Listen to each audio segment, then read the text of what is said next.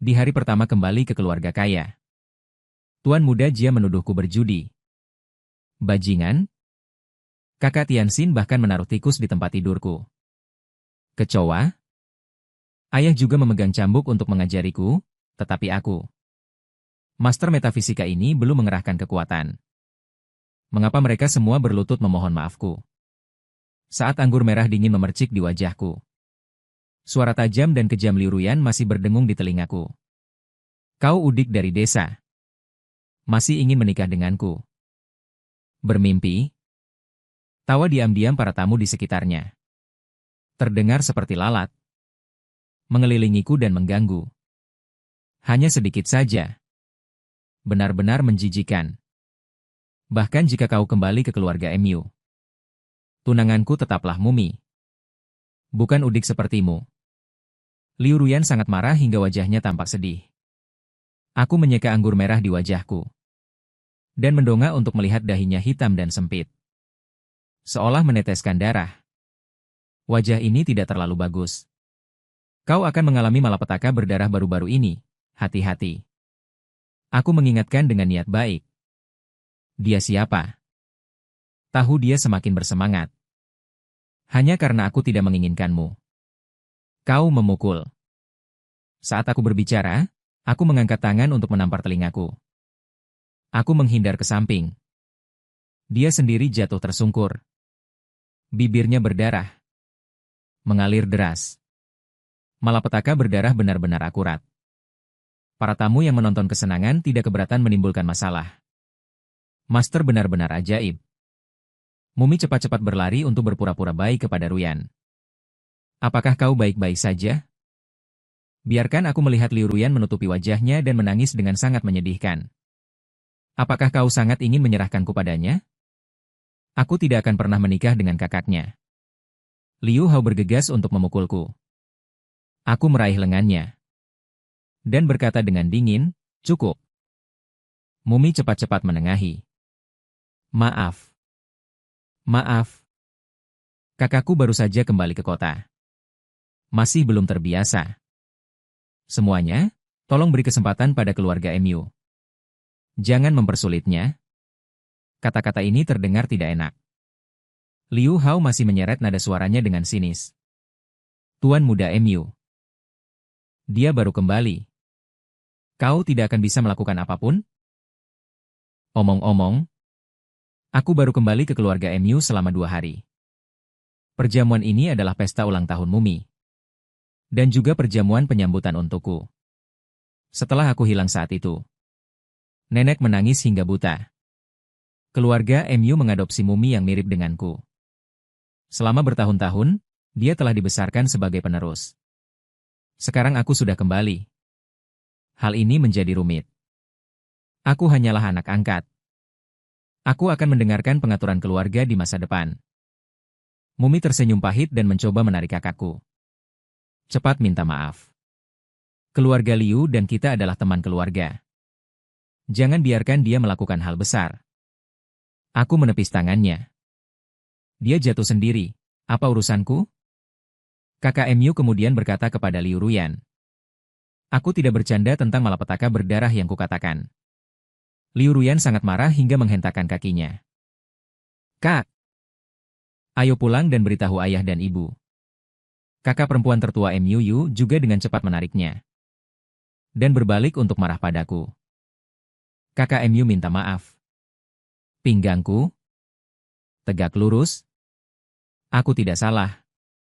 Selain itu, apakah dia pantas menerima permintaan maafku? Sejujurnya, aku kembali hanya untuk membantu keluarga melewati malapetaka. Aku sama sekali tidak ingin bersaing untuk apapun. Tetapi orang-orang ini terus-menerus menghalangi jalanku. Aura yang kupancarkan membuat mereka semua terkejut. Akibatnya, orang-orang itu tertegun selama beberapa detik. Tiba-tiba tertawa terbahak-bahak. Apakah kita akan memanggil angin untuk menyambut Raja Naga kembali nanti? Saudara-saudari keluarga Liu pergi dengan marah. Perjamuan berakhir begitu saja. Para tamu pergi dengan ekspresi wajah mengejek. Mungkin cukup bagi keluarga MU untuk minum teh. Kakak tertua menunjuk hidungku dan memarahi MU Ge. Apakah kamu ingin menghancurkan keluarga MU? Jika kerjasama gagal, aku tidak akan memaafkanmu. Kakak ketiga, sabun mandi, berdiri di samping sebagai senjata. Seharusnya tidak membiarkannya keluar dan mempermalukan diri sendiri. Mumi itu pandai berpura-pura. Berdiri dan membungkuk kepada semua orang. Ini semua salahku. Tidak menjaganya dengan baik. Mendengar kata-kata ini, seolah-olah aku adalah anak liar yang tidak mengerti apa-apa. Ekspresi kakak kelima, si Little, seperti pisau. Membungkuk. Mulutku masih berteriak, untuk apa kamu kembali? Aku hanya mengakui Naiyi sebagai adik laki-laki. Tuan Dao MU mengetuk meja. Dan berbicara. Jangan berisik, MU. Sekarang pergi dengan kakak perempuanmu ke keluarga Liu untuk meminta maaf. Dan harus membuat keluarga Liu tenang. Di mana letak kesalahanku? Aku perlahan bertanya balik kepada Liu Ruyan. Peri asap menumpahkan anggur. Aku dengan ramah mengingatkannya bahwa dia akan mengalami pertumpahan darah. Biasanya aku tidak ingin mengatakannya. Omong-omong, pemilik asli tubuh ini juga orang yang sial. Penerus keluarga MU Ben Keshuan menciptakan celah ruang waktu saat berkultivasi dan kemudian menyeberang ke tubuh ini. Karena aku telah mengambil alih tubuh orang lain, aku harus membantunya menyelesaikan beberapa sebab dan akibat. Tapi wajah kelompok orang di keluarga MU ini benar-benar membuka mataku. Tidak heran takdir akan memiliki kakak perempuan. Bocah bau. MU Jianren membuka pintu dan berteriak dengan marah. Dulu kamu menipu dan menipu untuk mencari nafkah. Aku tidak peduli. Sekarang kamu terlibat dalam hal-hal yang bersifat spiritual dan mistis ini. Berharap mendapatkan uang dari sana? Siapa yang menginginkan uangmu? Aku mencibir. Jika aku tidak tahu bahwa keluarga MU sedang dalam kesulitan, aku tidak akan repot-repot untuk kembali. Biarkan pintu ini menjadi saudara perempuan kelima. MU Mucun mengejek dengan suara serak. Ejek. Hubungan macam apa? Untuk apa kamu kembali untuk mengenalinya? Keluarga tidak menggigit. Si mumi sampah juga berpura-pura menjadi orang baik di samping. Kakak kelima. Jangan katakan itu. Kakak tidak dididik sejak kecil. Kehilangan kesadaran adalah hal yang normal. Aku mengamati wajahnya yang runcing dan licik dengan mata sanpaku dan mulut ikan. Ingin langsung ke intinya. Aku menasihatimu. MU naik cepat atau lambat akan menghancurkan keluarga MU. Begitu kata-kata itu keluar, seluruh ruangan. Semua orang berubah wajah. MU Jianren meledak dalam amarah. Aku baru tahu bahwa kaulah yang datang untuk mengenali keluarga MU. Sekarang segera pulang. Atau keluar dari keluarga MU.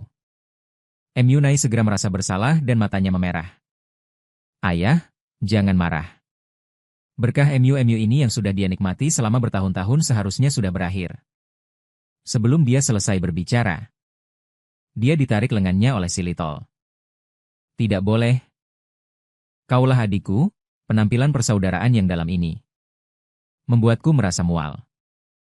Bisa dibilang dari 6 anak keluarga MU.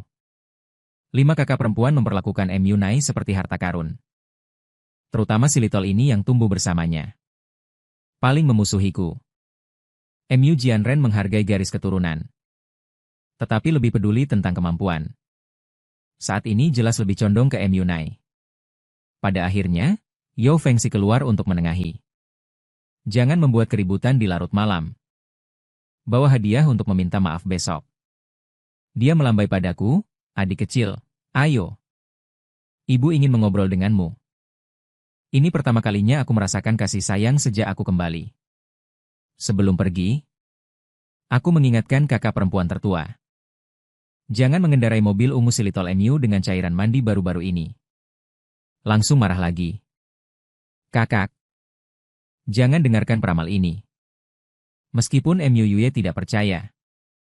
Tetapi mendengar kata-kata ini, dia memang naik ke balkon bersama Yao Fengxi setahun kemudian. Dia memegang tanganku dan berkata, dia tahu kau dianiaya. Mereka tidak bisa menerimanya untuk sementara waktu. Semuanya akan baik-baik saja setelah bergaul untuk waktu yang lama. Aku melihat ekspresinya yang ragu-ragu. Aku mengerti di dalam hati. Perseteruan keluarga kaya ini baru saja dimulai. Yao Fengxi menatapku dengan lembut. Matanya penuh kasih sayang. Dia terkenal cantik ketika dia masih muda. Wajahku ini mengikuti fitur wajahnya yang teratur dan tampan. Biasanya dia tidak peduli dengan penampilannya dan kulitnya menjadi gelap karena berjemur. Terlihat agak kasar. Bu, luangkan waktu untuk melakukan pemeriksaan ortopedi. Setelah ragu-ragu, akhirnya aku berbicara. Wajahnya langsung berubah. Kamu anak kedokteran? Belum lama ini sudah check up. Aku menggelengkan kepala, aku menghitungnya. Sebenarnya aku menghitung bahwa dia akan menderita kanker tulang dalam waktu dekat. Lebih cepat diperiksa. Masih bisa diobati, dasar anak ini. Dia awalnya ingin memarahiku. Kata-katanya sampai di mulut lalu melembut. Baiklah. Ibu akan pergi ke rumah sakit untuk diperiksa lain hari. Tapi jangan katakan ini pada siapapun. Bisa dipukuli. Melihat penampilannya yang asal-asalan itu. Aku tidak banyak bicara lagi. Jika benar-benar tidak bisa, aku akan menggunakan ilmu gantung untuk mengobatinya. Bagaimanapun juga, itu bukan masalah besar. Ke kamar tamu. Aku mengeluarkan kertas kuning vermilion dan menggambar beberapa jimat dan memasukkannya ke dalam saku. Di zaman sekarang ini, aura spiritual sangat tipis, bermeditasi setengah hari hanya mengumpulkan seukuran kuku. Sangat pendek hingga membuatku langsung berbaring. Saat tidur setengah sadar. Tiba-tiba mendengar kunci pintu berbunyi. Aku langsung terbangun. Pintu terbuka dan menyelinap masuk. Meskipun gelap gulita. Aku langsung mengenali itu adalah si Little. Pria di kedua sisinya tampak asing. Pria itu membawa tas dan menuangkan sesuatu ke tempat tidurku. Aku menyipitkan mata dan melihat. Ya ampun. Sekelompok tikus dan kecoak adalah permainan kekanak-kanakan. Kecoa itu berdiri di depan pintu siap kabur kapan saja.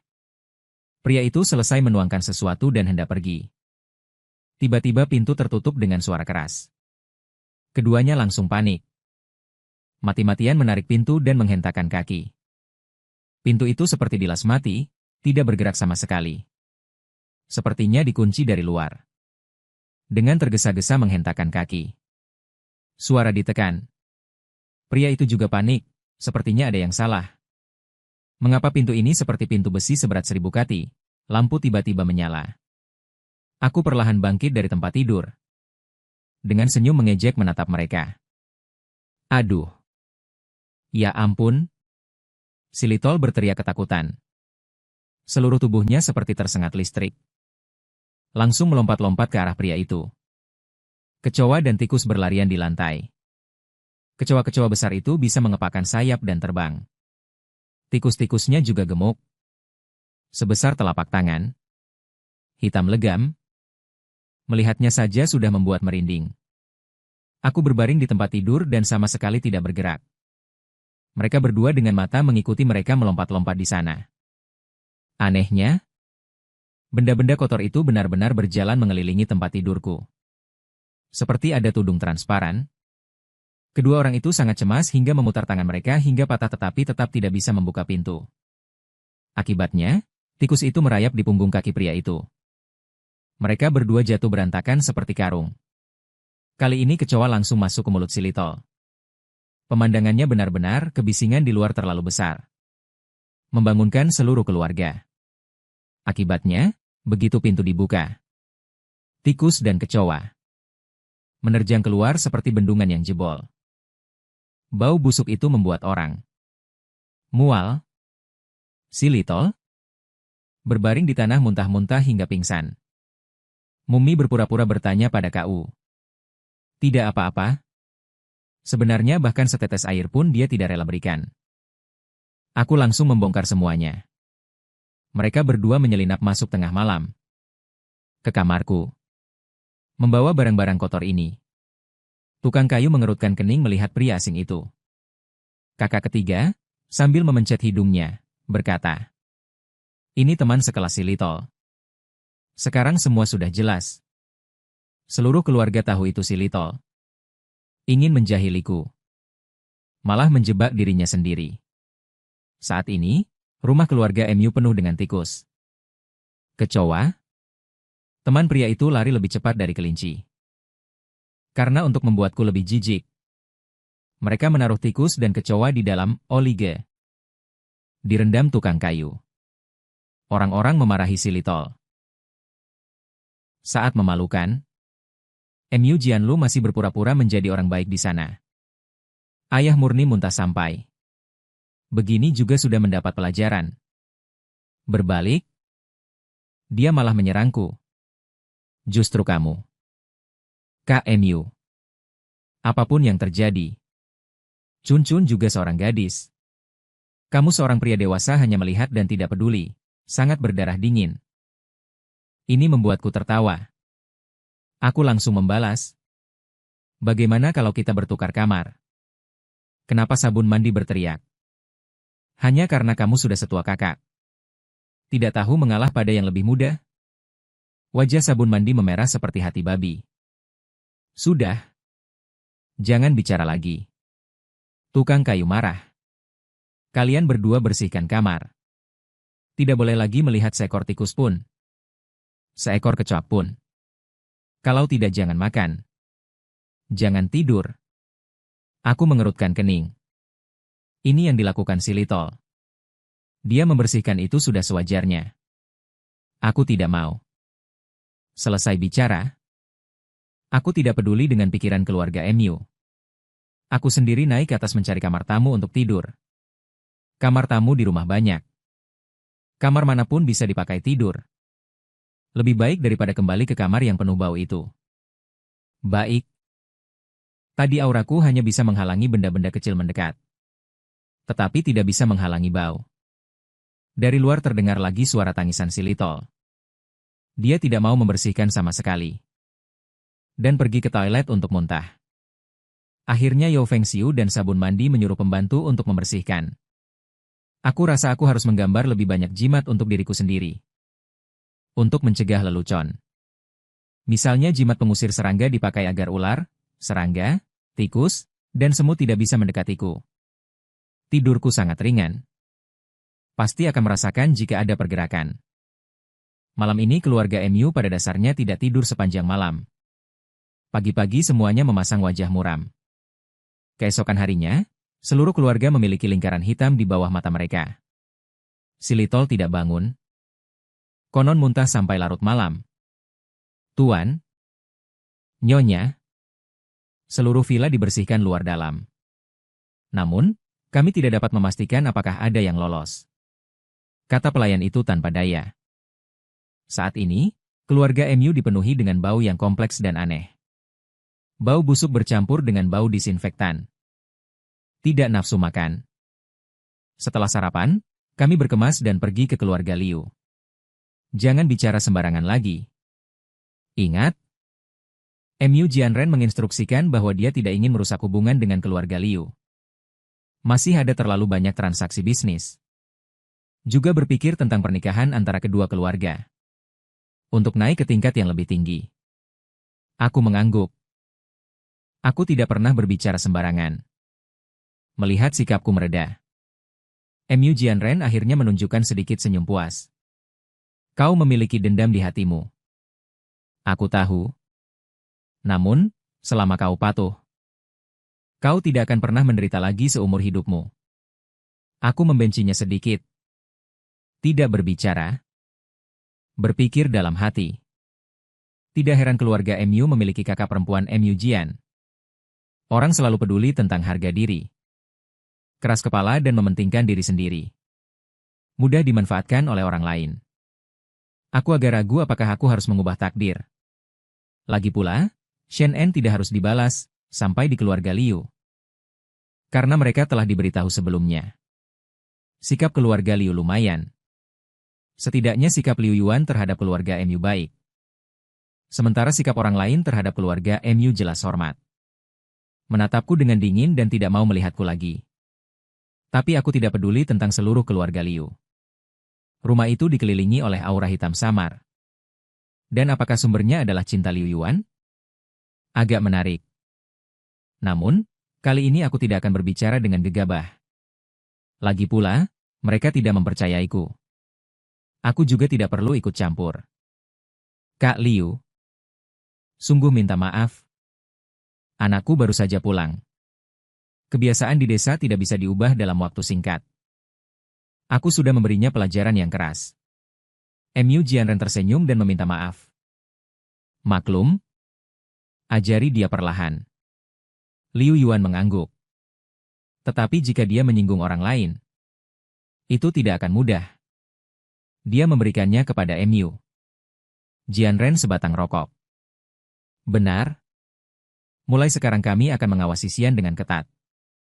Putriku juga manja. Di depan banyak orang. Tidak menghormati saudara Mu. Membuatnya malu. Salah. Ada 2 junior. Masing-masing mendapat hukuman yang sama. Terlihat adil. Namun, karena keluarga Mu sedang menurun, membutuhkan keluarga Liu. Untuk menopang, keluarga Liu yang sebenarnya. Menampilkan sikap yang tinggi. Hari ini datang juga ada masalah pertunangan. Liu Yuan belum berbicara. Istrinya, Deng Chuizhi, berkata, "Apa artinya perjodohan masa kecil? Jangan harap aku akan menikahkan putri kesayanganku denganmu. Dengan yang baru ditemukan itu. Tidak mungkin." Aku dengan dingin menyapu. Dia juga dikelilingi oleh aura hitam. Hanya kalah dari Liu Yuan. Aku tidak berniat menikahi Liu Ruyan. Apa maksudmu? Kau meremehkan Liu Ge? Yan langsung merasa tidak senang. Aku juga tidak bermaksud begitu. Dia juga sangat aneh. Hanya dia yang boleh menolak orang lain, bukan orang lain yang menolaknya. Wanita ini memiliki nasib yang buruk dan juga ternoda aura hitam. Masa depannya tidak akan baik. Aku bahkan tidak akan mendekat. Apalagi wanita dengan karakter yang aneh ini? Bersikap manja masih bisa ditoleransi, tetapi bersikap tidak masuk akal. Itu tidak bisa diterima.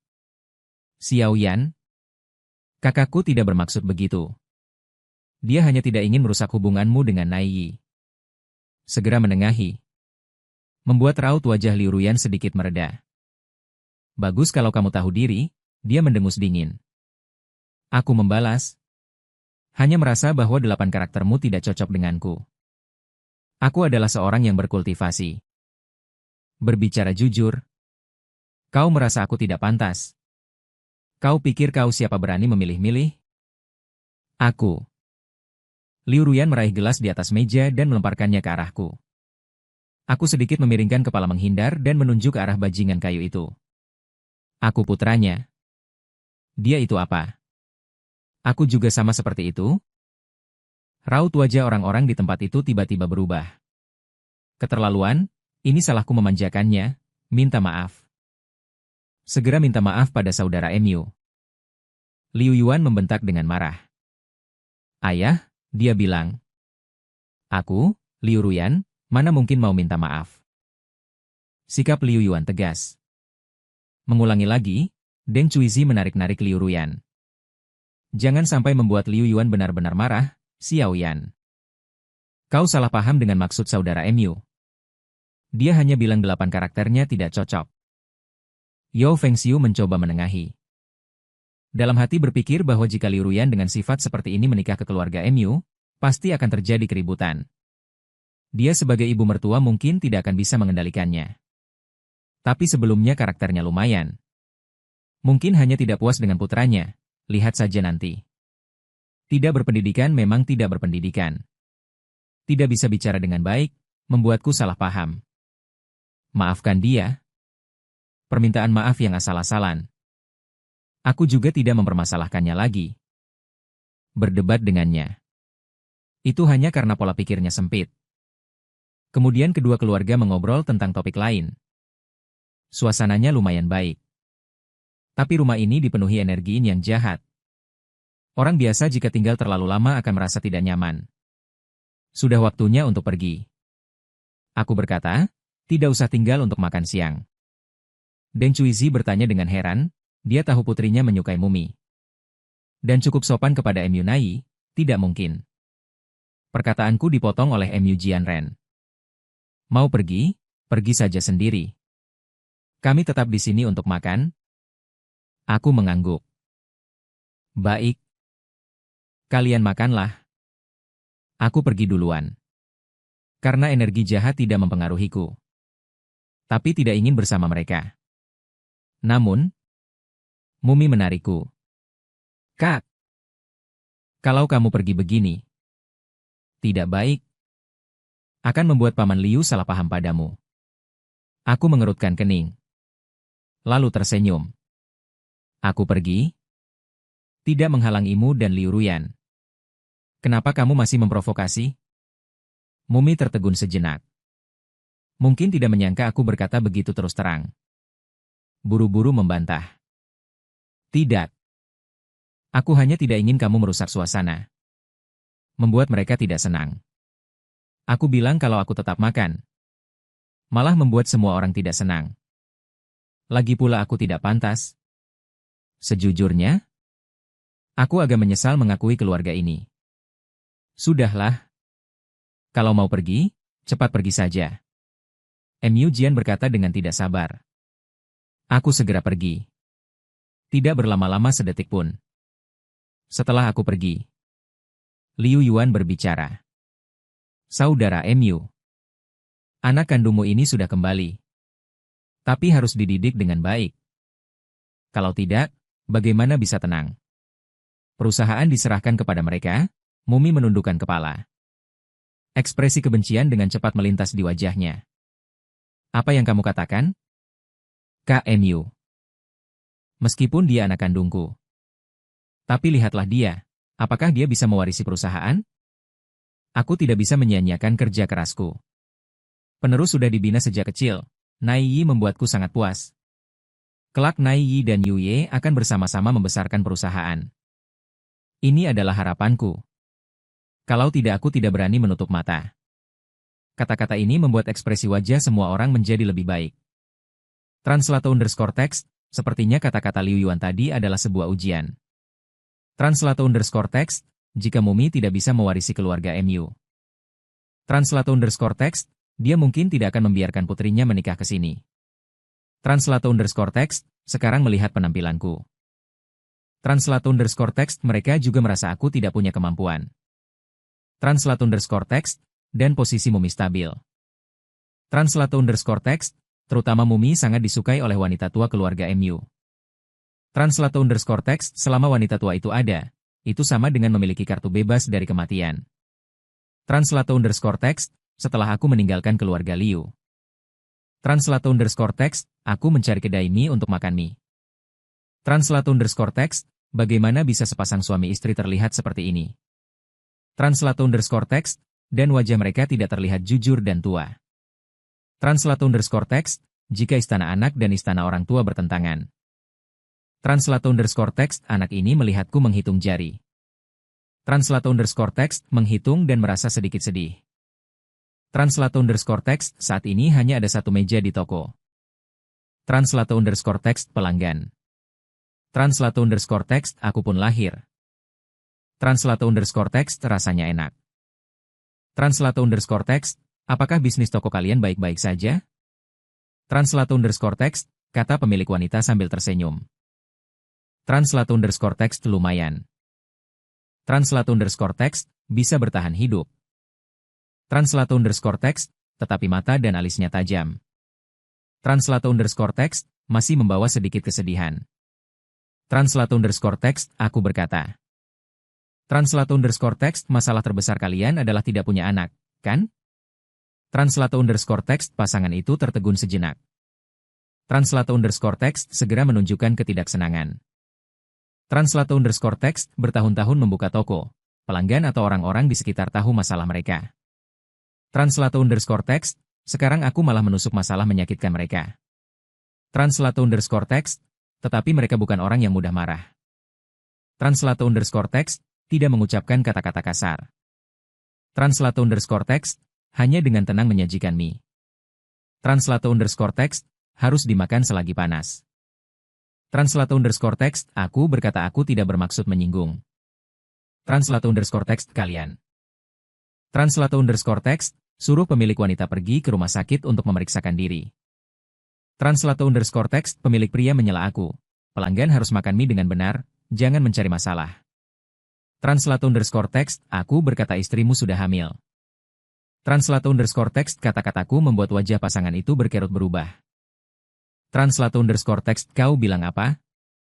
Translator_text, aku bilang dia hamil. Translator_text, tetapi istana wanita tua dan istana orang tua bertentangan. Translator_text, jika tidak hati-hati. Translator_text, anak. Translator_text, mudah tidak bisa dipertahankan. Translator_text, aku bisa melarang keras hal ini.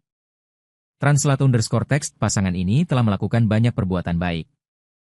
Translator_text, bertemu denganku juga adalah takdir. Mungkin ini takdir langit.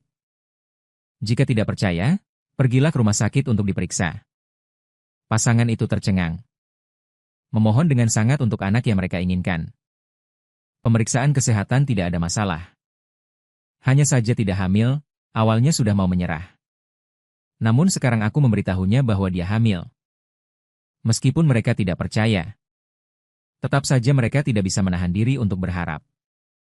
Dulu pernah hamil, namun karena bekerja berat jadi keguguran. Mereka terkejut, dan karena tebakanku benar, kepercayaan mereka padaku meningkat pesat. Suamiku, kamu tinggal menjaga toko. Aku sendiri pergi ke rumah sakit. Si pemilik toko buru-buru melepas apron dan mengambil ponsel. Kunci-kuncinya tampak berantakan. Hampir saja tersandung. Tidak boleh. Bagaimana kalau nanti terbentur atau kenapa-kenapa? Aku temani kamu, kata si pemilik toko. Kalau ternyata tidak hamil bagaimana? Saat mengatakan ini, mata si pemilik toko memerah. Si pemilik toko menghela napas. Jika tidak hamil, aku akan menemanimu menghadapinya, dia menatapku. Maaf. Saya berencana menutup toko dan pergi ke rumah sakit. Besok datang dan makanlah. Saya traktir, kataku. Kebetulan aku juga sudah selesai makan. Lalu aku bangkit dan pergi ke toko koran membeli kertas kuning dan vermilion. Meskipun kualitasnya biasa saja, tapi masih bisa digunakan. Ketika kembali ke rumah keluarga MU sudah malam. Begitu masuk, aku merasakan suasana yang menekan. Saudara MU berlutut. Si tukang kayu berkata dengan suara rendah. 3 saudara perempuan keluarga MU dan Mumi semuanya menatapku dengan ekspresi dingin. Terutama Mumi. Dengan sedikit ekspresi puas di wajahnya. Dia sangat berharap aku tidak patuh. Dengan begini, keluarga MU akan membenciku. Statusnya akan semakin kuat. Aku berjalan mendekat. Dengan tenang menanyakan alasannya. Mendengar itu, kemarahan tukang kayu semakin besar. Dia berteriak, "Aku ayahmu, berlututlah jika aku menyuruhmu." Dia terbiasa mendominasi di rumah. Keluarga patriarki tipikal. Kata-katanya adalah perintah suci. Tidak ada yang berani membantah. Tapi setelah aku kembali, berkali-kali menantang otoritasnya. Membuatnya sangat tidak senang. Dia tidak peduli dengan kemampuanku. Yang dia inginkan adalah kepatuhan. Adalah menurut. Jika kamu menggunakan ini pada orang lain, aku tidak peduli. Tapi jangan gunakan padaku. Aku langsung berlutut. Tidak mau berdebat dengannya.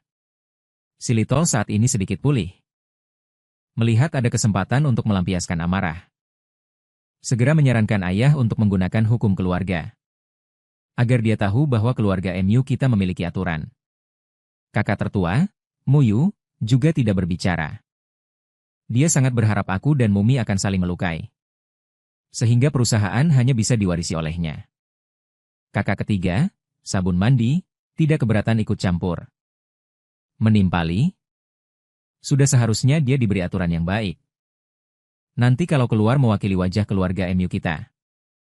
Jika dia membuat masalah, kita harus membersihkannya. Kata-kata ini benar-benar menyentuh hati MU Jianren. Kemuliaan keluarga MU lebih penting dari segalanya baginya. Aku merasa sedikit pusing. Orang-orang ini dengan tidak sabar berkata dengan berisik. Aku kembali ke keluarga MU untuk menyelesaikan masalah keluarga MU. Bukan untuk membuat aturan untuk kalian. Jika kalian tidak membutuhkannya. Aku bisa langsung pergi. Aku punya banyak tempat tujuan. Tidak perlu bergantung pada keluarga MU. MU Jianren mendengar ini dan amarahnya membara untuk menyelesaikan masalah keluarga MU. Masalah apa yang dimiliki keluarga MU yang perlu kamu selesaikan? Omong kosong. Dia meraih cambuk di samping dan mencambukku.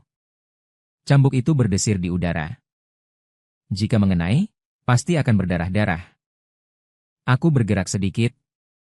Sudah terpisah dengan kecepatan sangat tinggi dan cambuk bergerak bersamaan. Cambuk itu mengenai tanah dan mengeluarkan suara yang menusuk telinga. Yao Fengxiu menutup matanya dan tidak berani melihat. Tiga kakak perempuan itu menatap adegan ini. Dengan ekspresi yang berbeda. Si Litol berteriak. KMU. Beraninya kau menghindar. Dia jelas sangat kecewa. Cambuk tidak mengenai mumiku. Dengan menambahkan bahan bakar ke api. Kakak kelima, jangan katakan itu. Kalau tidak, ayah akan semakin kehilangan muka. MU Jianren sangat menghargai harga diri. Bagaimana dia bisa membiarkan Xiao Bei begitu membangkangnya? Dia meraung. Berdiri diam. Aku dengan tenang dan tenang menjawab. Bahkan jika aku berdiri diam, kau tidak akan bisa mencambukku. Baiklah. Kau berdiri diam. Jika aku tidak bisa mencambukmu, aku akan memanggilmu ayah. MU Jianren menjadi gila. Menggunakan kekuatan si Cheng untuk mencambukku. Seolah-olah yang dia hadapi bukanlah putra kandungnya, melainkan musuh. Namun, sebuah jeritan bergema di langit malam. Si Little jatuh ke tanah, meringkuk menjadi bola. Darah sudah merembes melalui pakaiannya. MUU juga merasa tidak percaya. Ayah, kenapa kau mencambuk Chun-Chun? MU Jianren tertegun. Bagaimana mungkin? Aku jelas mencambuk bajingan itu. Mumi itu dengan cepat mengangkat si Little dan berlari keluar. Kakak perempuan pertama dan ketiga serta Yao Fengxiu juga ikut pergi. Memberimu sedikit harga diri. Mereka semua sudah pergi. Bukankah seharusnya kau memanggilku? Sudut mulutku menggantungkan senyum mengejek. Mataku sedingin es. Cambuk tadi, MU Jianren ingin sekali membunuhku. Terlihat bahwa dia sama sekali tidak memiliki apapun padaku. Ayah, kasih sayang ayah hanya memikirkan tentang menegakkan wibawa. Dia meraung, bajingan. Berbalik setelah selesai berbicara. Dan ingin mengayunkan cambuk lagi. Tetapi memikirkan tentang kejadian tak terduga tadi, dia ragu. Kenapa anak ini sedikit aneh? Dia telah berkecimpung dalam dunia bisnis selama bertahun-tahun. Secara alami memiliki aura. Orang biasa melihatnya semua takut pada saya, anak desa miskin ini. Ternyata tidak takut, hanya karena saya adalah anak kandungnya, tidak boleh dimanjakan. Kalau tidak, dia akan naik ke atas kepalanya dan buang air besar. Saya melihat dia tidak bergerak. Juga tidak memaksa, saya naik ke atas untuk tidur. Si Little itu lukanya cukup parah. Harus dirawat di rumah sakit. Saya bisa tenang beberapa hari.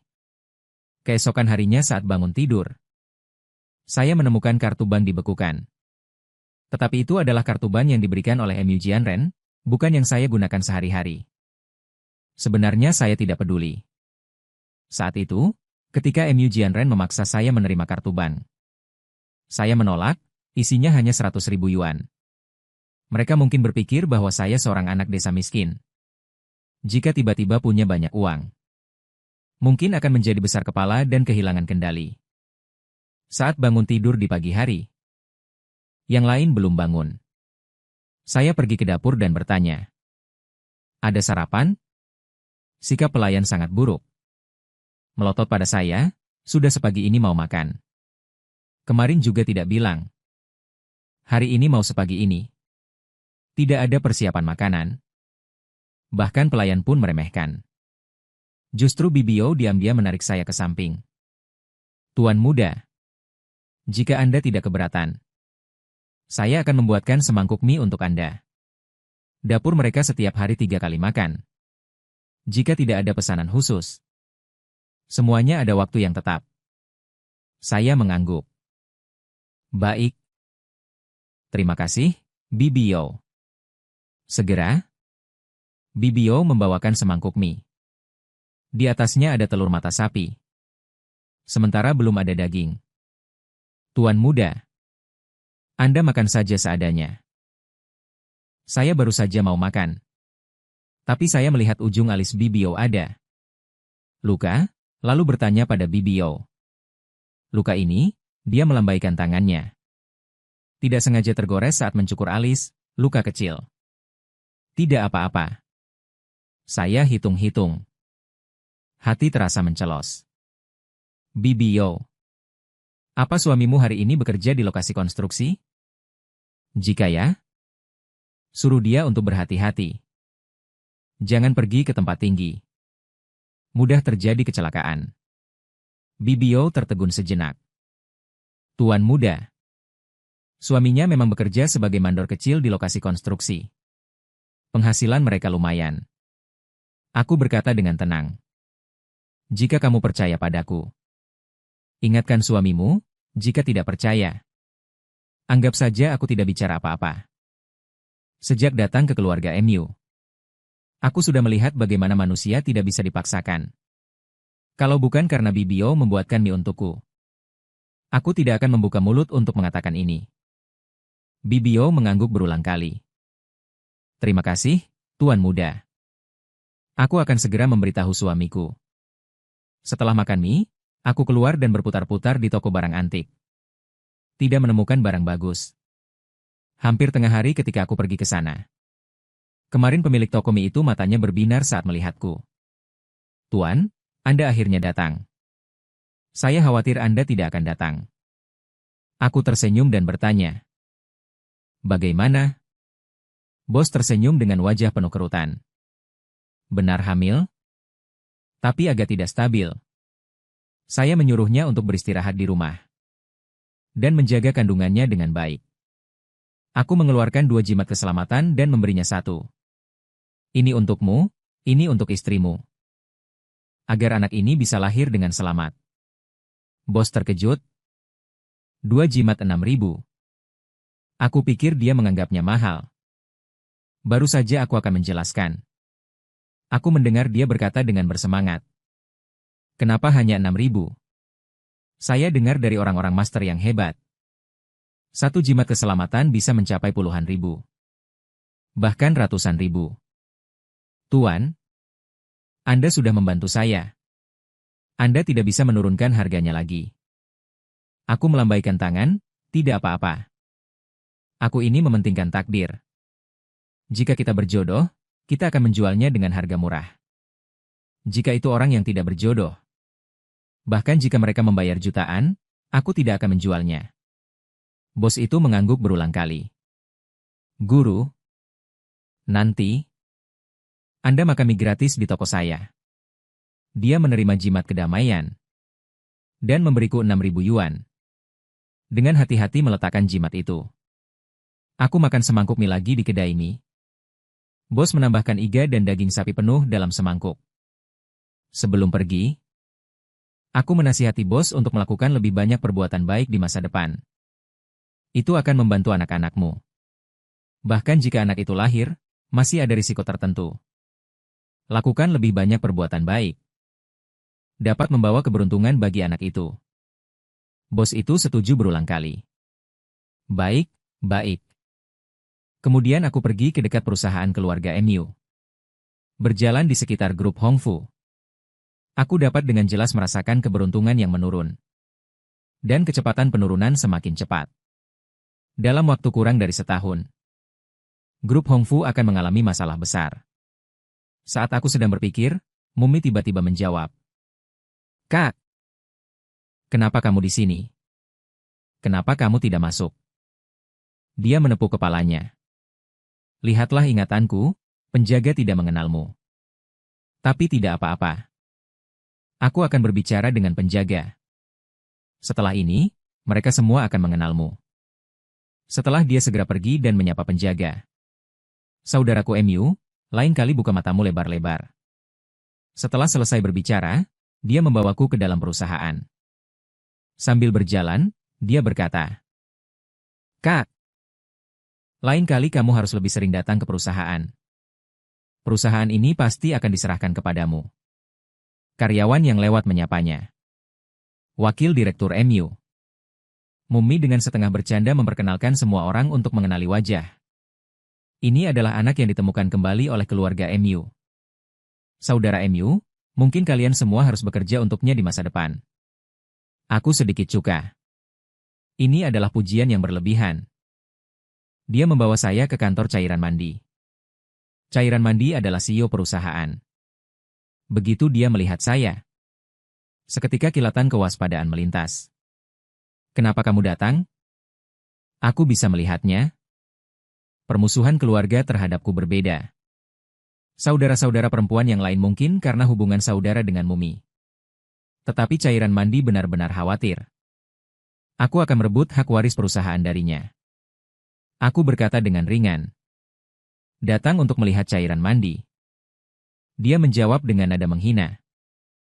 "Apa yang menarik untuk dilihat?" Tidak mengerti apa-apa. Cairan mandi saat ini sangat kontradiktif. Secara rasional, dia meremehkanku. Merasa bahwa aku sama sekali bukan orang yang bisa mengelola perusahaan. Tetapi secara naluriah, karena aku laki-laki, dia merasa bahwa aku akhirnya bisa mewarisi perusahaan. Dia tahu betul seperti apa ayahnya. Mumi berusaha menengahi. "Kakak, jangan bicara seperti itu. Kakak pasti penasaran. Dia belum pernah memasuki grup sebesar ini sebelumnya." Kata-kata ini terdengar seperti membantuku. Tetapi sebenarnya merendahkanku. Cairan mandi melambaikan tangannya. "Baiklah. Kau bawa dia berkeliling. Tapi jangan berkeliaran." Maksudnya sangat jelas. Berkeliling sebentar tidak apa-apa. Tetapi tempat-tempat rahasia tidak boleh. Selanjutnya Mumi dengan antusias membawaku berkeliling. Sambil berjalan dan memperkenalkan. "Kakak, kau harus berhati-hati. Tidak bisa seperti dulu lagi. Kau harus maju. Agar ayah menghargai. Kalau tidak, kau tidak ingin bertengkar dengan ayah lagi." Aku terlalu malas untuk berpura-pura dengannya. Langsung bertanya, "Apa kau tidak berencana meninggalkan keluarga MU?" Ekspresi Mumi berubah. Kemudian tersenyum, "Kakak, aku tidak akan pergi bersamamu." "Tenang saja." Aku mencibir. "Kalau begitu, kau harus segera sadar. Tunggu sampai lulus kuliah baru pergi." Keluarga MU. Mumi adalah masalah utama keluarga MU. Jika dia meninggalkan krisis keluarga, MU mungkin bisa diselesaikan. Tapi aku tahu di dalam hati, dia pasti tidak akan mudah meninggalkanku. Melakukan ini hanya untuk memaksanya bertindak lebih cepat. Agar aku bisa menyelesaikan masalah lebih cepat. Kemudian meninggalkan keluarga MU, Mumi. Matanya berkedip. Segera berkata dengan lantang, "Kakak, aku mendengarkanmu. Aku akan meninggalkan keluarga MU setelah lulus kuliah. Tidak akan bersaing denganmu." Tepat pada saat ini, MU Jianren tiba-tiba muncul dan berteriak marah. "Kakak MU, kau semakin merajalela saja." Dia kebetulan mendengar perkataan Mumi. Wajahnya pucat, "Ikut aku ke kantor." Dia membawa kami masuk ke kantor ketua. Setelah menutup pintu, dia langsung memarahi kakak MU. "Dengan tingkah lakumu seperti ini, apa kau masih berpikir untuk mewarisi perusahaan? Apa menurutmu Naiyi adalah pesaingmu?" Aku menjawab dengan acuh tak acuh. "Aku tidak ingin mewarisi perusahaan. Perusahaan ini tidak akan bertahan lama." MU Jianren langsung meledak begitu mendengar ini. "Berani-beraninya kau mengatakan apa?" Dia mengangkat tangannya hendak memukulku.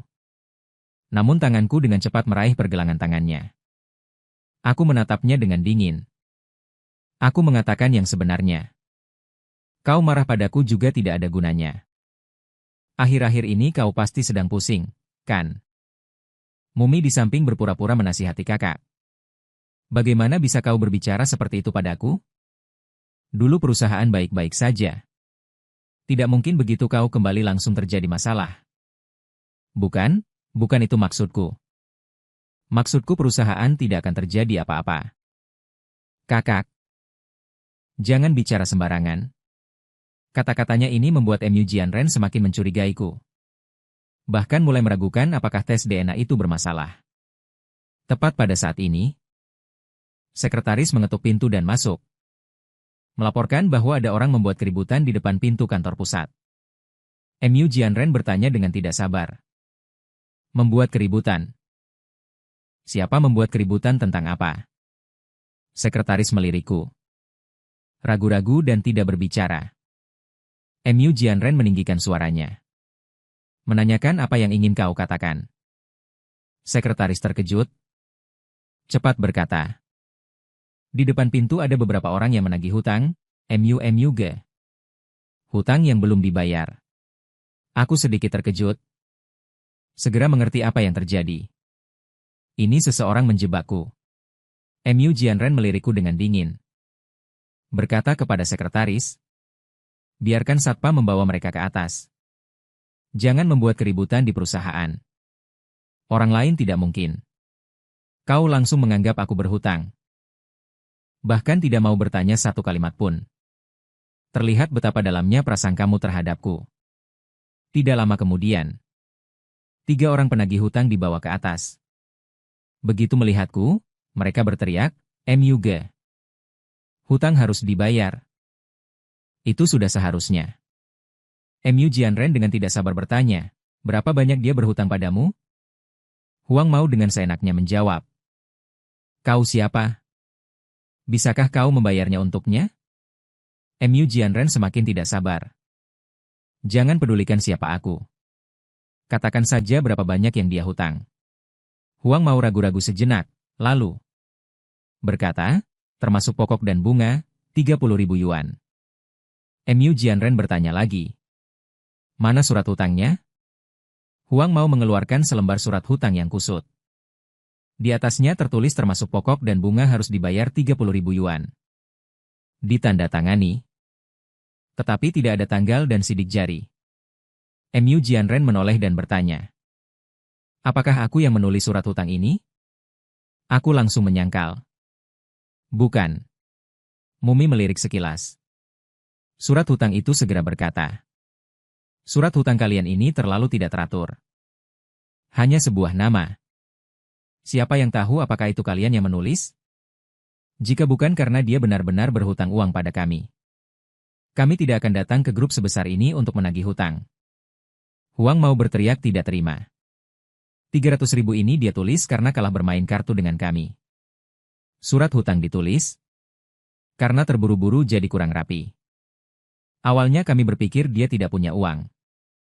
Uang ini tidak akan kembali. Tapi sekarang dia sudah kembali ke keluarga Mu. Masak ia tidak mau memberikan 300.000 ini.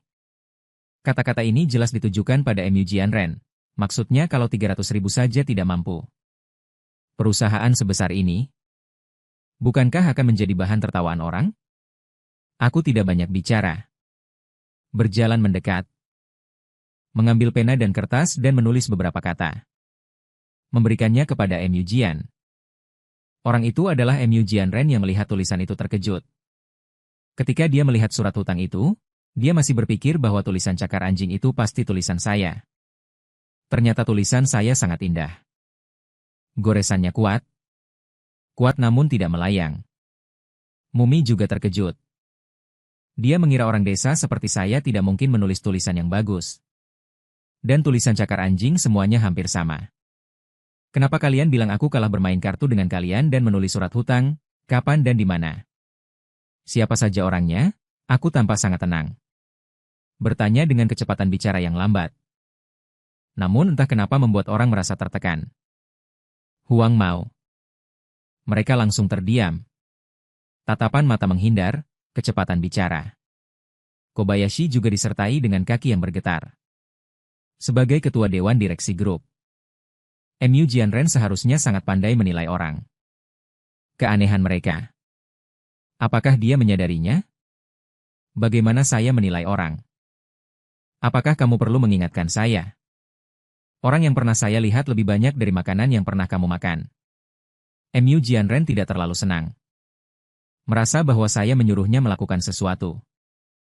Jika kalian tidak bisa memberikan bukti lain, membuktikan bahwa uang ini dihutang oleh MUG kepada saya, maka saya akan menuntut kalian atas pemerasan. Tiga preman kecil itu tercengang. Tanpa sadar melihat ke arah Mumi. Mumi juga tidak menyangka. Bukankah Mu Jianren selalu meremehkan saya?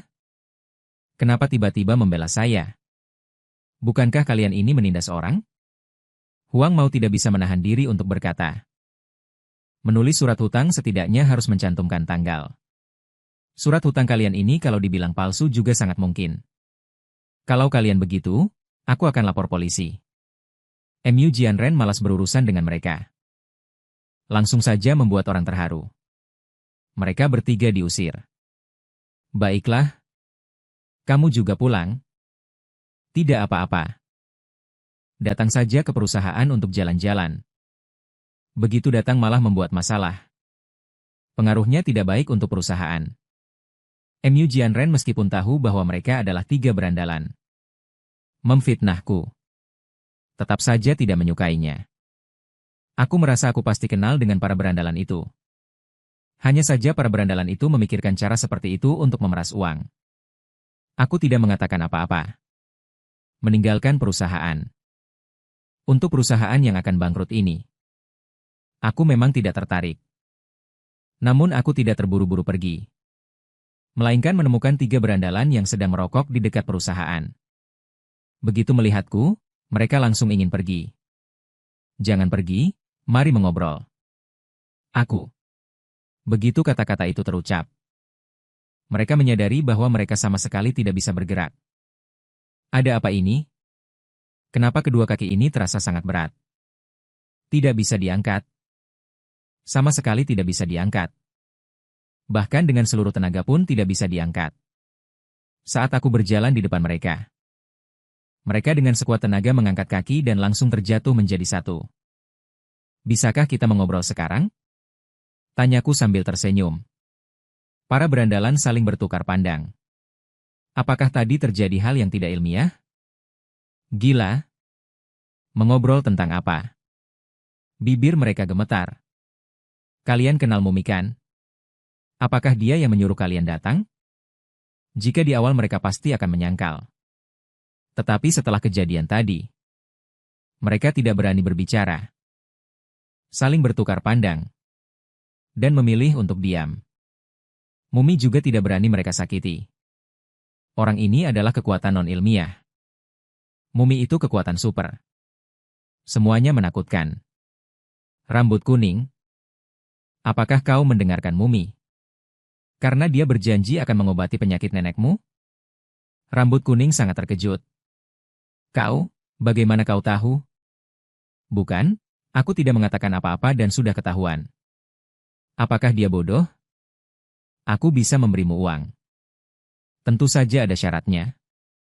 Lain kali apapun yang Mumi suruh kalian lakukan, kalian harus memberitahuku. Kalian tidak perlu bermusuhan dengannya. Berapa banyak uang yang bisa kau berikan padaku?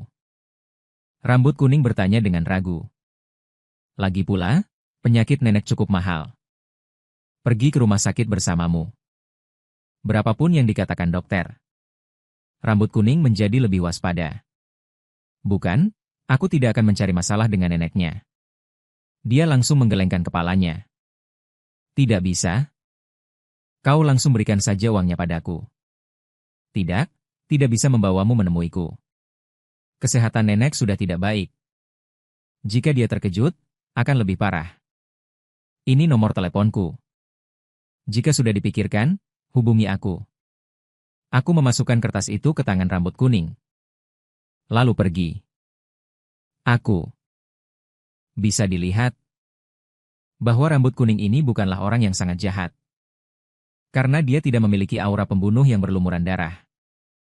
Dia memang melakukan beberapa hal kecil seperti mencuri ayam. Lagi pula hidup itu sulit. Tidak masalah besar. Tidak lama setelah aku pergi, Mumi juga datang. Melihat mereka bertiga, apa yang kalian lakukan? Sampah. Bahkan hal sekecil itu pun tidak bisa dilakukan dengan baik. Mumi sangat marah. Menginjak-injak kaki dan wajahnya. Wajah para berandalan menjadi sedih. Dia bilang selama mereka datang untuk meminta uang, tidak perlu mempedulikan hal lain. Tapi sekarang malah memarahinya, Tuan Muda MU. Kau tidak mengatakan itu sebelumnya. Rambut kuning tidak bisa menahan diri untuk tidak melepaskan Mumi mendengus dingin. Bagaimana aku tahu kalian begitu bodoh? Baiklah. Kalian semua pergi dari sini. Huang mau menjadi cemas. MU Xiao. Itu sudah disepakati sebelumnya. Mumi itu memelototinya. Mengulurkan tangan dan menampar kepalanya dengan keras. Kau masih ingin uang? Aku tidak mencari kalian. Menghitung hutang sudah bagus. Berani-beraninya meminta uang. Aku memperingatkan kalian. Jika berani bicara sembarangan, aku tidak akan melepaskan kalian. Sialan, dia benar-benar ingin menikamnya sampai mati. Seorang preman kecil. Melihat punggung Mumi itu. Menendang tempat sampah di sebelahnya dengan keras. Huang mau menggelengkan kepalanya. Sudahlah. Tidak bisa melawan. Lalu bagaimana dengan biaya operasi nenekmu? Aku akan memikirkan cara lain. Huang mau berkata tanpa daya. 2 hari kemudian. Keluarga Liu. Ada kabar buruk dari sana. Liu Ruyan ditikam oleh seorang pria di jalan. Untungnya ada orang yang memberikan pertolongan. Jika tidak, dia akan meninggal di tempat. Ketika keluarga MU tiba di rumah sakit, dia sudah melewati masa kritis. Dan dipindahkan ke bangsal biasa. Tapi untungnya semuanya menghindari titik vital. Bagaimana dengan pelakunya? Apakah sudah diselidiki? MU Jianren bertanya pada Liu Yan dengan wajah muram. Menurut polisi, pria itu mengalami gangguan. Membawa pisau ke jalan. Dan secara acak menyerang. Masih dalam penyelidikan lebih lanjut untuk menikam Mumi. Tiba-tiba bergumam. Seolah memikirkan sesuatu. Ada apa? Semua orang menatapnya. Dia menggelengkan kepalanya. Tidak apa-apa. Mungkin aku terlalu banyak berpikir. Katakan apa yang kau pikirkan? Liu Yuan menjadi cemas. Khawatir tentang pernikahan putrinya. Mumi ragu-ragu sejenak. Berkata dengan suara rendah. Ayah. Apakah kamu masih ingat? Kakak berkata. Ruyan akan mengalami pertumpahan darah. Sekarang Ruyan. Ekspresi orang-orang di tempat kejadian berubah.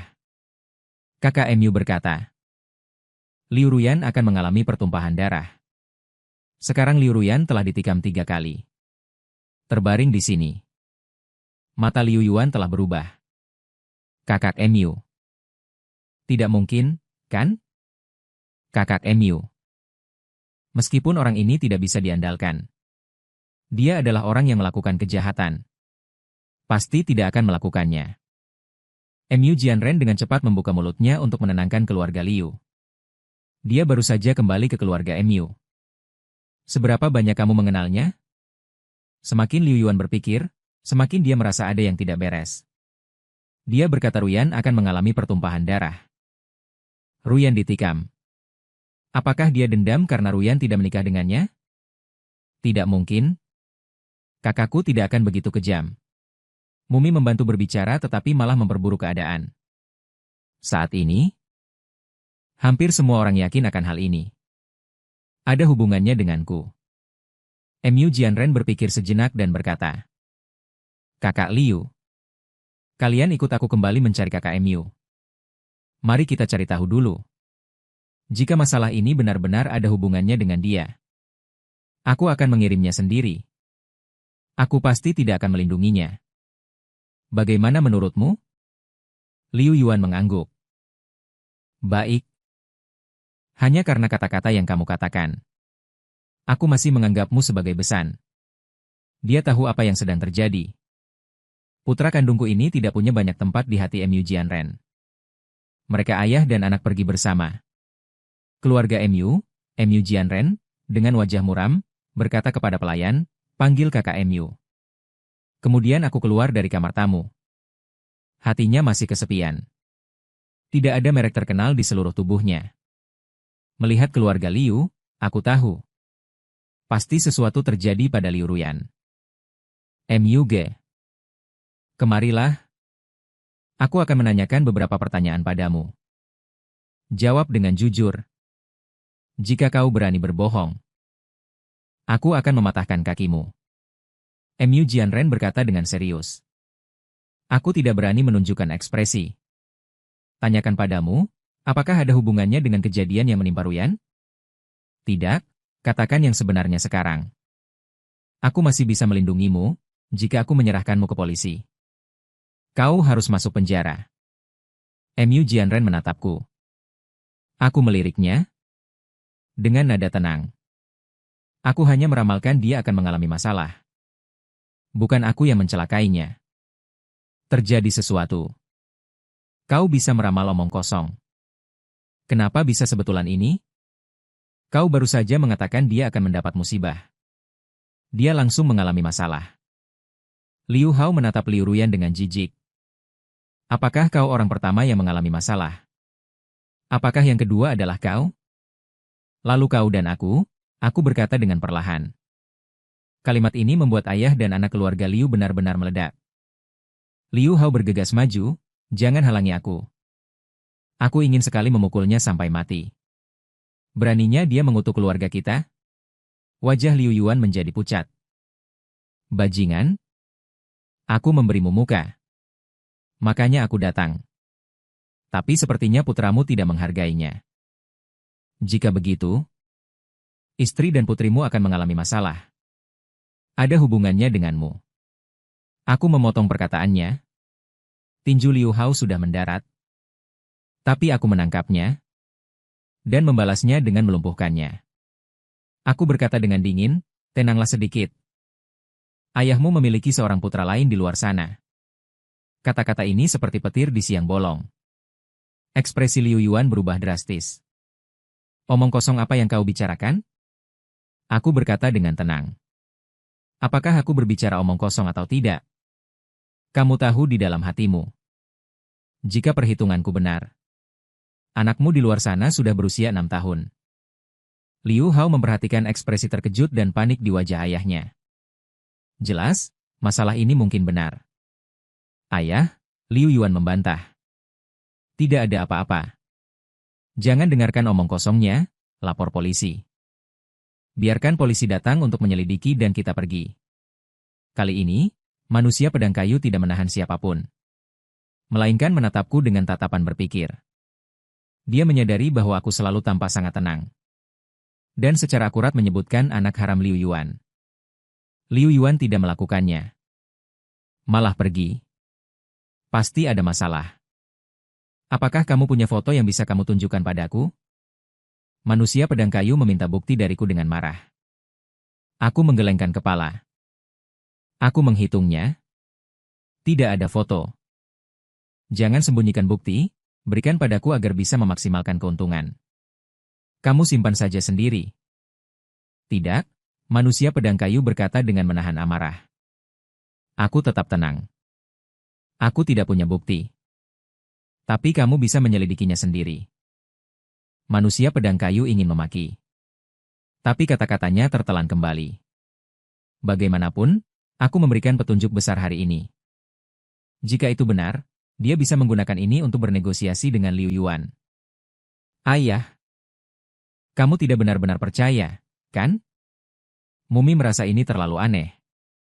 Bagaimana bisa masalah Liu Ruyan terkait dengan Liu Yuan? Punya anak haram, manusia pedang kayu melambaikan tangan. Aku tahu masalah ini.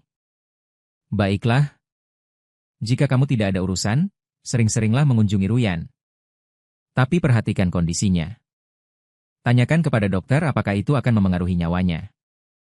Bagaimana keadaannya di masa depan? Mata Mumi berbinar. Liu Ruyan mengalami luka yang sangat parah. Bahkan jika dia sembuh mata. Tapi sekarang kekuatan keluarga Liu cukup bagus. Liu Yuan juga mementingkan Liu Ruyan. Dia setidaknya harus melakukan pekerjaan dengan baik di permukaan. Di sisi lain, dan putranya pergi ke kantor polisi. Liu Hao tidak bisa menahan diri untuk bertanya. Ayah, katakan saja langsung sebentar. Apakah MU memiliki kecurigaan besar? Liu Yuan menggelengkan kepalanya. Jangan menyebut masalah MU untuk sementara waktu dan biarkan polisi menyelidikinya. Liu Hao, kamu belum melihatnya. Liu Yuan bertanya tiba-tiba setelah beberapa saat. Ayah, kamu tidak mungkin benar-benar punya anak haram, kan? Ekspresi Liu Yuan tenggelam.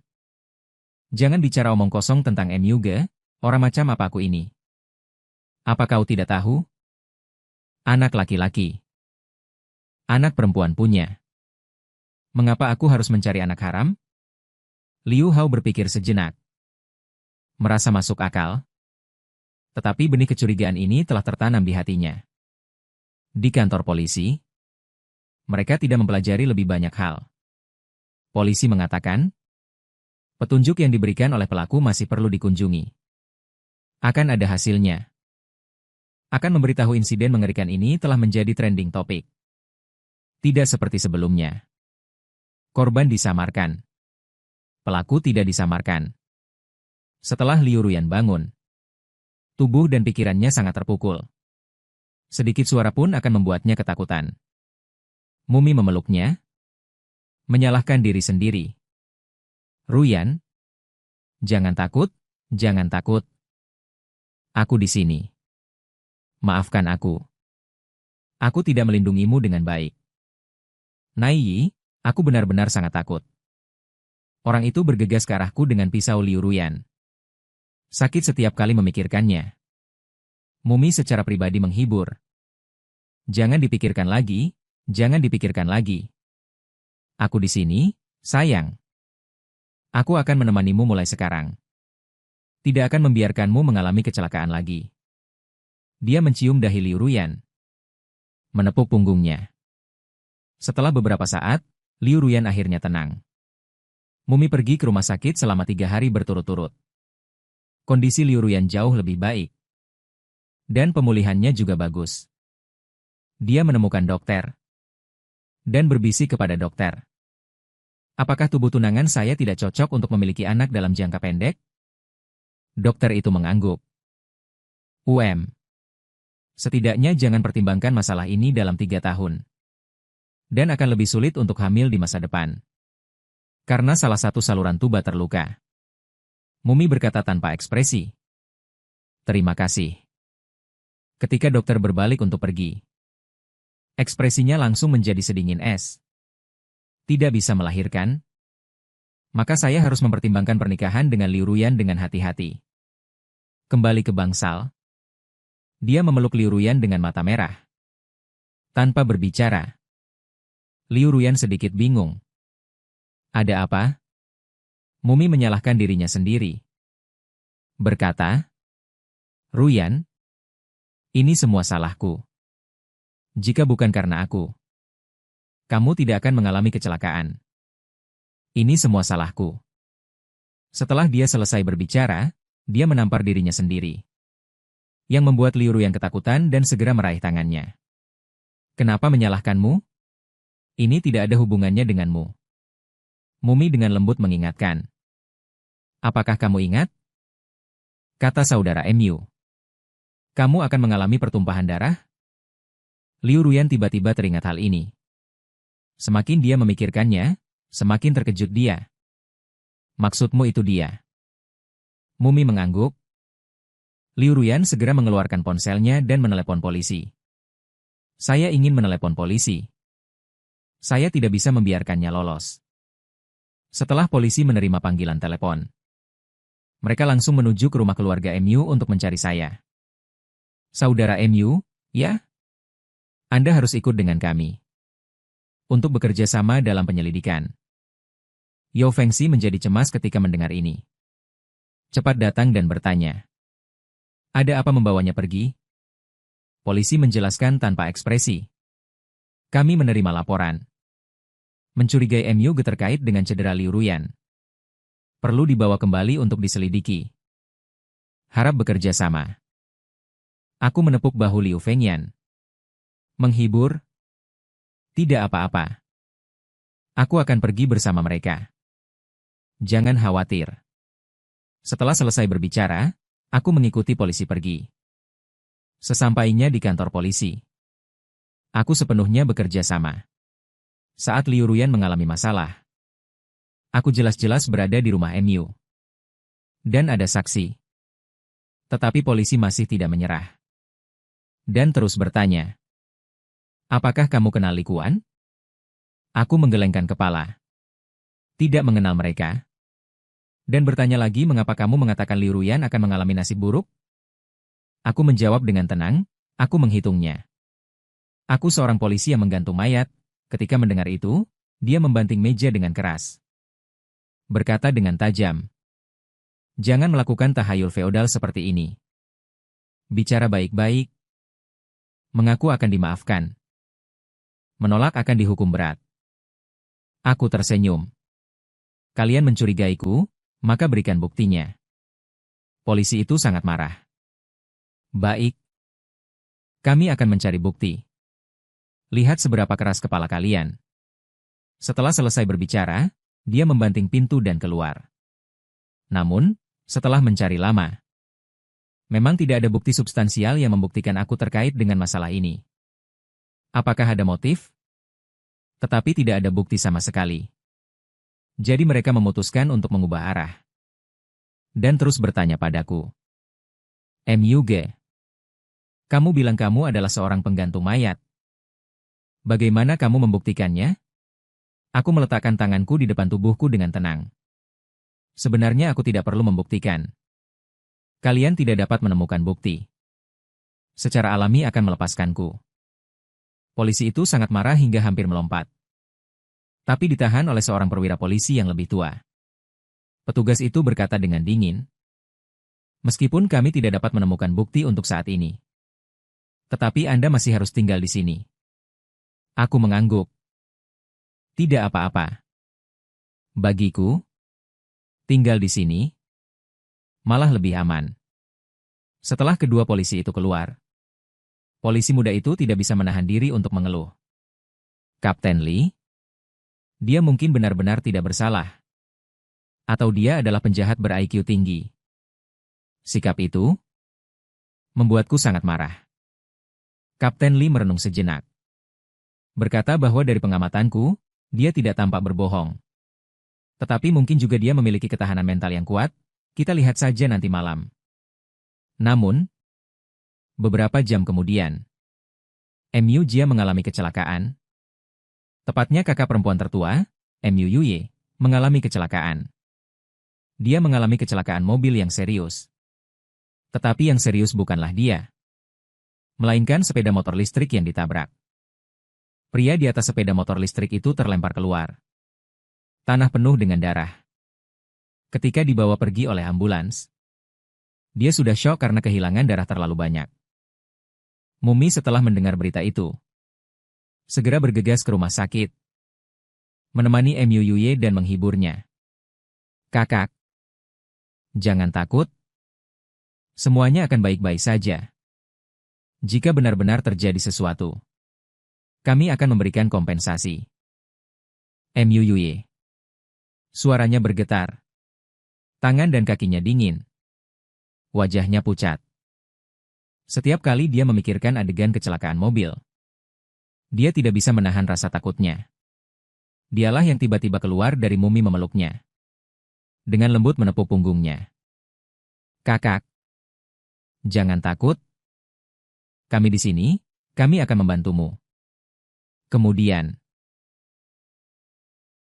orang-orang Mujian dan Silitol juga bergegas. Polisi lalu lintas dan orang-orang dari kantor polisi ada di sana. Semua orang menunggu penyelamatan.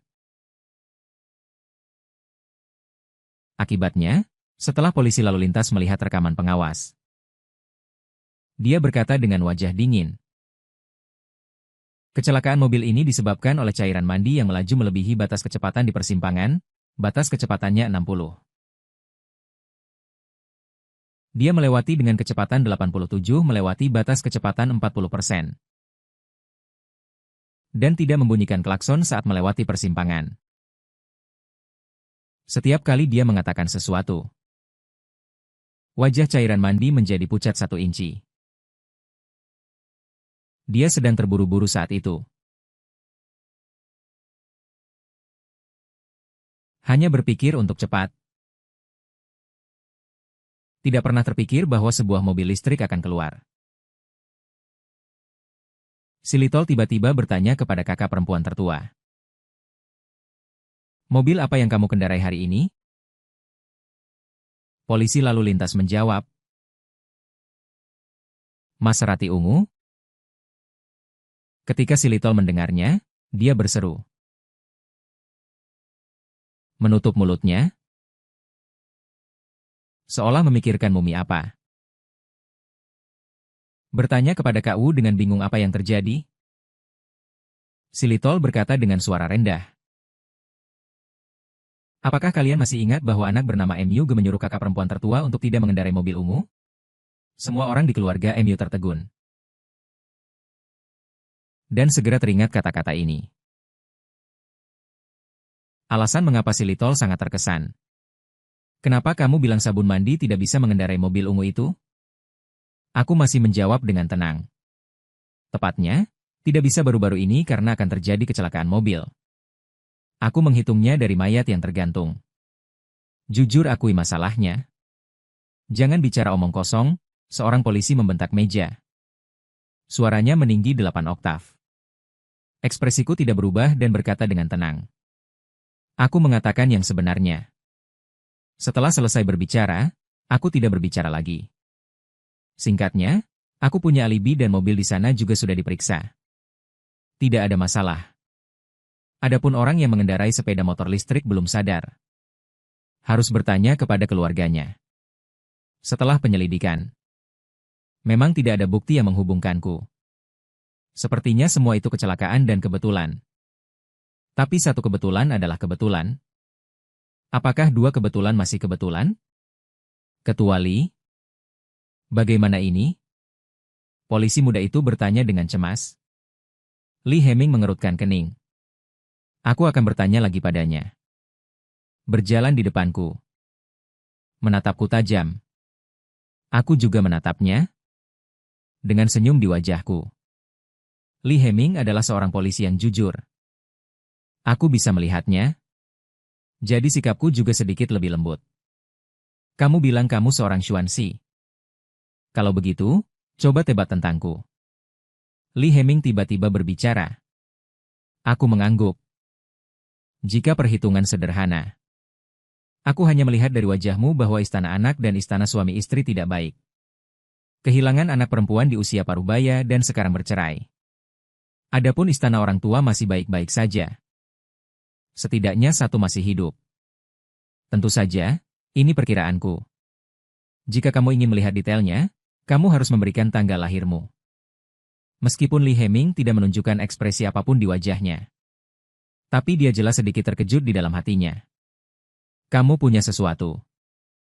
Aku tersenyum. Untungnya, Lee Heming, aku menambahkan. Sebenarnya, benda yang kalian cari baru-baru ini ada di tempat yang agak rumit. Begitu kata-kata ini keluar. Wajah Lee Heming langsung berubah. Apa katamu? Dia menatapku. Dengan nada serius. Aku tak berdaya merentangkan tanganku. Aku akan mengatakannya. Kalian pasti akan mencurigaiku lagi. Lee Heming mengerutkan kening. Dengan suara rendah. Saudara MU, ini bukan waktunya untuk bercanda. Beritahu aku. Sejujurnya, tatapannya seperti Baozi. Menusukku langsung. Aku menghela napas. Kepala mayat tanpa kepala itu dikuburkan di makam bersama Lee Heming dan polisi muda di sebelahnya. Para polisi tercengang. Kasus ini dirahasiakan sejak awal. Tidak ada informasi yang diungkapkan kepada publik. Bagaimana aku bisa tahu? Dan bisa mengatakan lokasi kepala dengan akurat. Apakah kamu tahu di makam mana? Lee Heming bertanya dengan mendesak. Yang terpenting sekarang adalah menemukan kepala. Yang lainnya bisa dibicarakan nanti. Aku mengangguk dan tahu.